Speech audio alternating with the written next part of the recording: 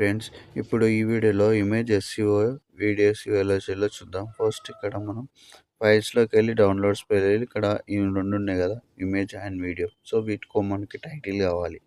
Title కావాలంటే నేను ఒక టైటిల్ తీసుకుంటా ఎగ్జాంపుల్‌గా. సో ఒక వెబ్‌సైట్‌లోకెళ్ళి నేను ఒక టైటిల్ తీసుకున్నా. అంటే మీరు ఎలా తీసుకోవాలంటే మీరు ఈ బ్లాగింగ్ అనుకో, దానికి టైటిల్ ఏం పెడతారో ఆ టైటిల్ మీరు యూట్యూబ్‌కి ఏదైనా టైటిల్ పెడితే ఆ టైటిలే తీసుకోవాలి ఎస్‌సిఓకి. సో నేను ఇదైతే కాపీ చేసుకున్నా ఎగ్జాంపుల్‌గా. సో ఈ టైటిల్ కాపీ చేసుకొని ఇమేజ్‌కెళ్ళి ఫస్ట్ నేమ్ చేంజ్ చేయాలి. రైట్ క్లిక్ చేయంగానే ఇక్కడ రీనేమ్ అని వస్తుంది కదా, ఆడ నేమ్ చేంజ్ చేయండి.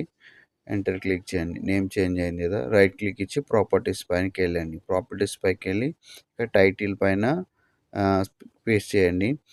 సబ్జెక్టు రేటింగ్ 5% ఇవ్వండి. ట్యాగ్స్ కామెంట్ సేమ్ అదే టైటిల్ కాపీ చేసి అప్లై చేసి ఓకే చేయండి.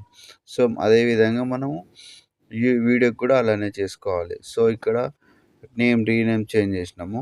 ప్రాపర్టీస్కి వచ్చి ఇక్కడ డీటెయిల్స్కి వెళ్ళి title, subject, rating, tags, comment same అదే టైటిల్ని పేస్ట్ చేయాలి.